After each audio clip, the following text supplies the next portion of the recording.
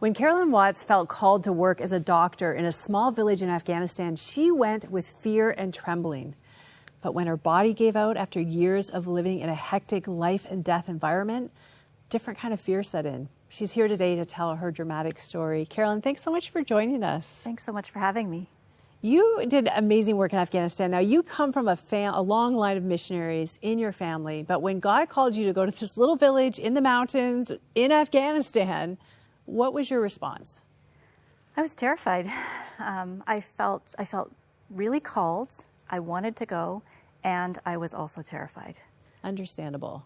And what were the conditions like there? Just to paint people a picture. Yeah, it was very primitive. So mud houses, mud hospital, no running water, outhouse toilets, no x-ray machine in the hospital, no, very few blood tests.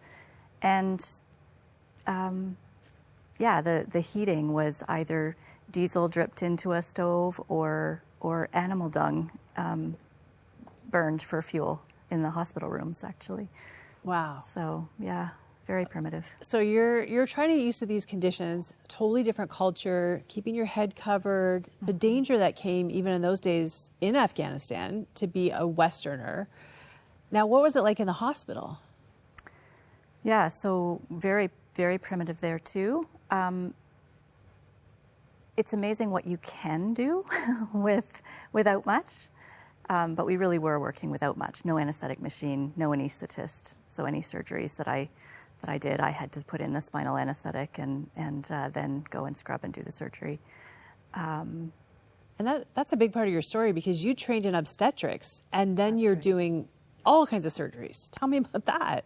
Yeah. When you're a doctor, and if you do the best you can because the options for people, at least in the area where we were, if I didn't treat them or one of my colleagues who were sometimes there, sometimes it was one of us, sometimes two or three, then they wouldn't get treated. So if somebody's got an appendix that is burst, you deal with it, otherwise they die. Wow. And sometimes you were literally like with a medical book open with like step-by-step directions doing surgery, right? Like, yeah. How does that work? I had to do that for a surgery on a hand and a knee amputation. Yeah. There are certain basic skills of surgery that, you learn and you learn well, how to suture and tie knots and all of those things. And then some of the other things you can be told step by step once you've learned the basic things. But it was stretching for sure. Yeah, and I think it's hard for us in the West to really understand how stretching, because it wasn't just about, not having the resources or having to do things you weren't trained for. It was literally no boundaries. Like people would show up at any hour of the night and day and you couldn't stop them. Yeah.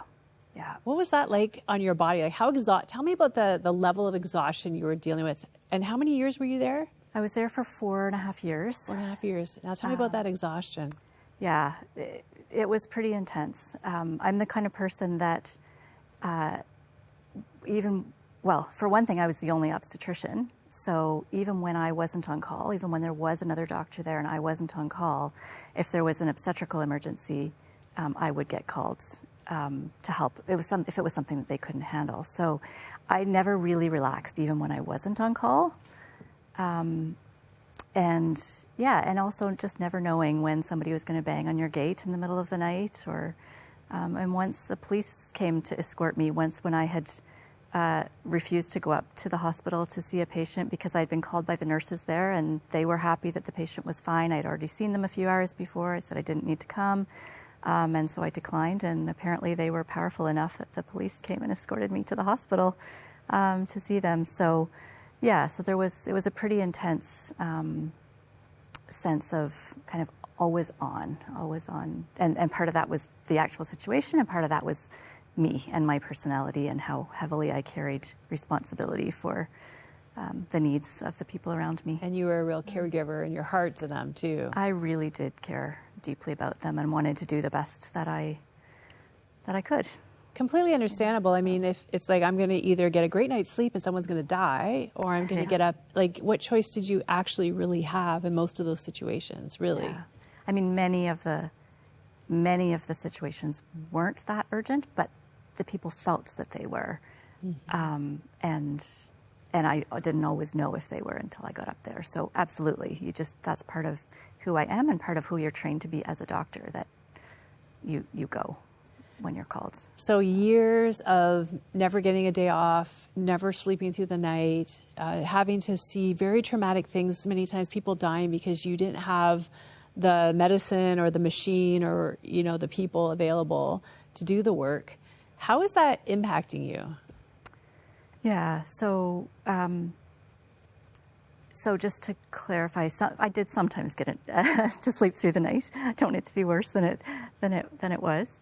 But yeah, it was a lot. And over time, I just got more and more tired and sick and, less, it just became totally overwhelming. And by the end, I wasn't able to get out of bed, and I was still working, writing protocols for the hospital from bed, and still answering consults on the little handheld radio, because again, my sense of responsibility and desire to serve these people well and to serve God and love God well was so strong. And there was nobody else. It wasn't like there was somebody waiting to fill your role. Yeah, for those last few months, I was the only doctor. Sometimes there were a couple of us, 2 or 3 of us, but for the last few months, I was the only doctor there. And so you do what you have to do. Now, this incredible high-stress environment actually exacerbated a disease that in this process you realized you had. Tell me a little bit about that diagnosis and what it meant for you. Yeah, so it had a diagnosis. I'd been sick in my teens, and nobody knew what it was. And then actually in the first year of my time in Afghanistan, I went to a medical conference in Thailand, and it was there that I got diagnosed with POTS, postural orthostatic tachycardia syndrome, which is much more well known now, but it wasn't then. But at that point, I was functioning, and so I didn't let it.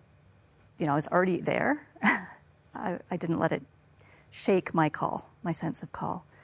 But over time, all of those things, as well as just the illnesses that come with being in a developing country, and getting sick like anybody does when you go there. Food poisoning. It took a toll. And so over time, I just couldn't get out of bed anymore. So tell me about that decision to leave. You paint this picture, you're laying on a bed in the operating room, supervising a surgery, you can't even sit up, and you're making the decision to leave. How tough was it to walk away? It was very tough to walk away. In fact, I couldn't actually make the final decision.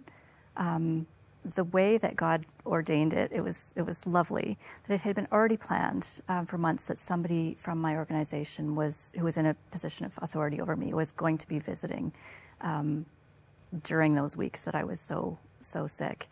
And in the end, he took the decision. He asked me if it would be helpful for him to make the decision, and I let him do that because I had felt the call so strongly, and I loved the people so much that I couldn't walk away, and so he helped me make the decision to leave, and that was a relief.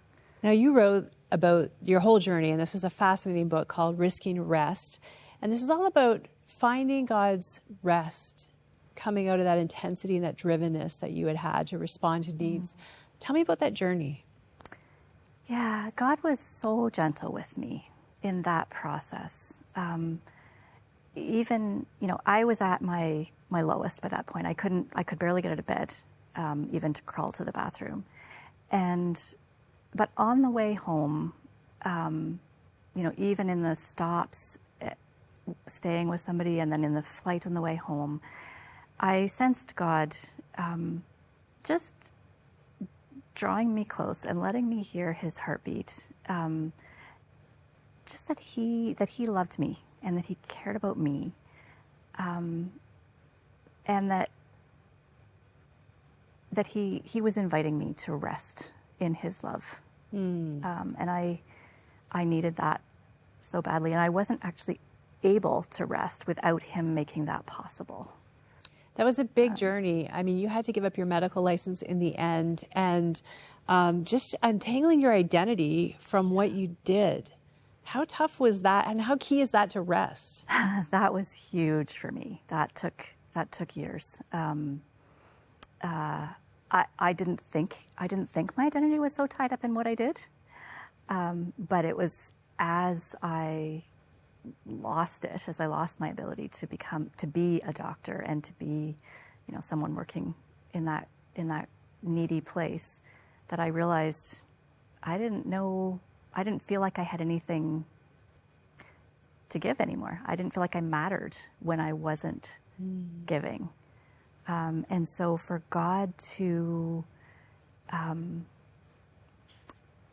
take me to that place of letting me know that I was loved apart from what I did, and to meet me so tenderly and more deeply, I think, than I'd ever been met before when I was trying to do all these things. All of a sudden, I couldn't do any of it. And I was sensing God drawing me close and inviting me to rest in his love. And that was such a key part for me of untangling my identity from what I was doing. I'm thinking about that person watching who, maybe is a little bit more on the driven side, or maybe is exhausted from the demands of life and wants rest. Like when you were in Afghanistan, you were longing for rest, not just physical, but in your soul. Yeah. Do you have any tips or advice on some steps they can take even today or over the next months to try to get to that place? Yeah. For me, it wasn't something that I could do in myself. So I think that's maybe the first thing, is just being honest with God, and asking him to help. Because looking back, it was God's work in me that enabled me to begin to rest in his love. And I think for people that are as driven as me, like we would change that if we could. Maybe some of us don't want to, but yeah, it was something that God had to do. So that would be my advice, is just to cry out to God, and let him know, and he will answer. It may take time. You said something to me before we started this interview, that despite all the suffering that you've done, giving up your medical license, leaving, and the physical challenges of living with this diagnosis, you wouldn't trade what you gained. What is it that you've gained processing this with God?